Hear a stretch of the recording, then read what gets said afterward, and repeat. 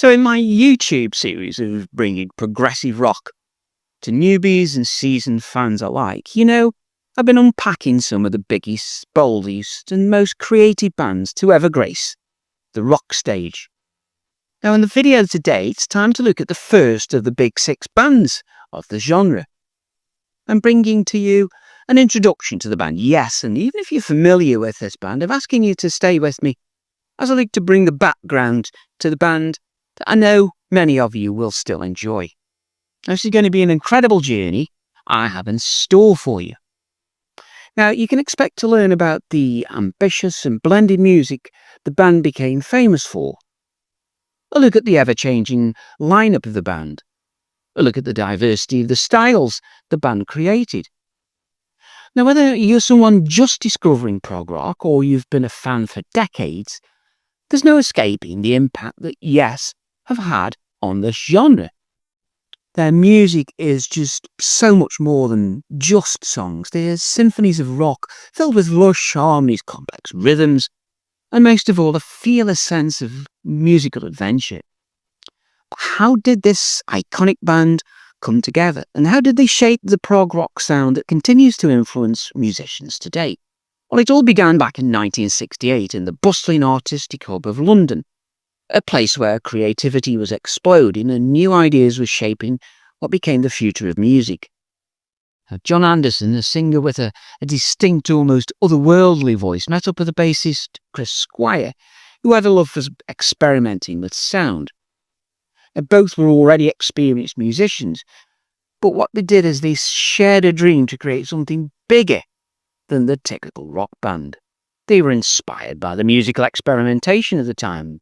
Bands like the Beatles, who were pushing rock music into new psychedelic territories, but Anderson and Squire wanted to push those boundaries still further.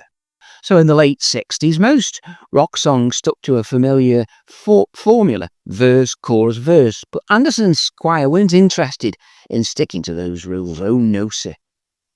They wanted more, to be able to blend rock with classical structures, jazz improvisation, and even folk music. Soon enough, they were joined by Bill Bruford on drums, Terry Kay on the keyboards, and guitarist Peter Banks, and together they formed the original lineup of Yes. In '69, they released their debut album, simply titled Yes. Now, this wasn't the Yes we know today, but a band really still finding its feet at this stage. But the seeds were already there. The record mixed original songs with ambitious covers of songs like the Beatles' Every Little Thing, and even at that early stage, it was clear Yes were determined to go beyond that basic rock format.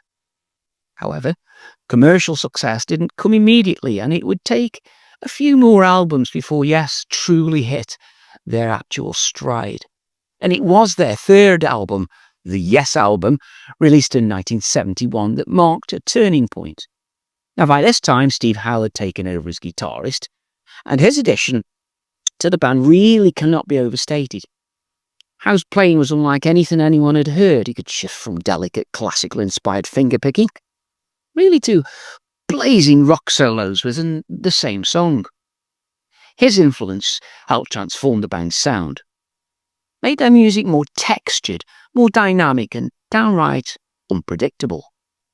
There were songs like Yours Is No Disgrace and Starship Trooper, and these just didn't play with time signatures and chord progressions. They created entire sonic landscapes. Then came Fragile in '71, the album that introduced the world to Rick Wakeman, a keyboard wizard who would soon become as famous for his capes and stage presence as for his virtuosic playing. Now, Wakeman brought a new level of sophistication to Yes's music, with his use of synthesizers, mellotrons, and even classical influences like Bach and Brahms.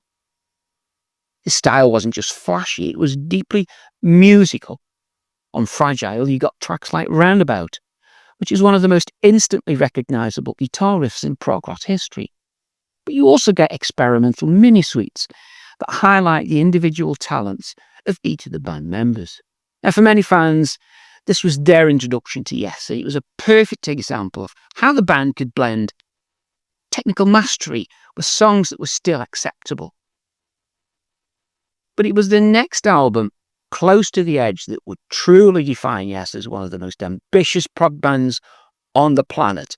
No question. Now, Close to the Edge was released in 1972, and it was a monumental achievement. The title track alone is over 18 minutes long, and it takes listeners on an epic journey through multiple movements, shifting from serene, almost spiritual moments to explosive symphonic rock. This wasn't just music, it was a full-scale experience. This was designed to challenge listeners and to take them somewhere they'd really never been before. And despite, or maybe because of, its complexity, it became a massive success, cementing Yes as pioneers of progressive rock. Now, while Yes were reaching new creative heights, the band's lineup started to shift. Over the years, members came and went. Bill Bruford left after Close to the Edge and was replaced by Alan White.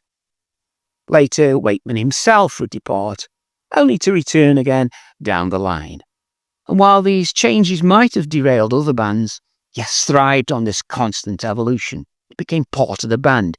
Each new member brought something different to the table, allowing Yes to explore new directions and really to keep the sound fresh.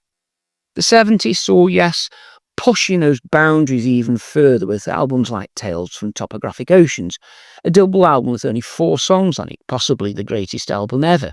Relaya was another which veered into jazz fusion territory, but perhaps one of the most surprising turns in the career came in the 1980s with 90125, featuring their biggest ever hit, Owner of a Lonely Heart. This was Yes, but not as you'd heard them before. It was leaner, more radio-friendly, and influenced by the burgeoning new wave scene. It was a bold move, but it worked, giving Yes another massive commercial breakthrough.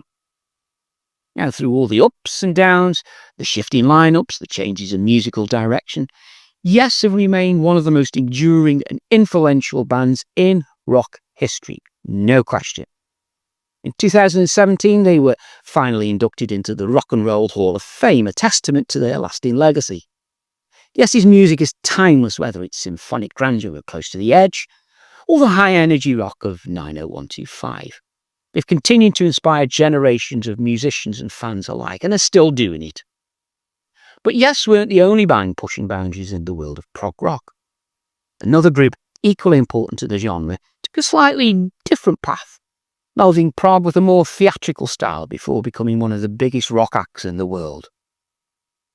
That band is Genesis, and in this video, I'll be looking at how they went from progressive rock roots to dominating the charts with their unique blend of art rock and pop.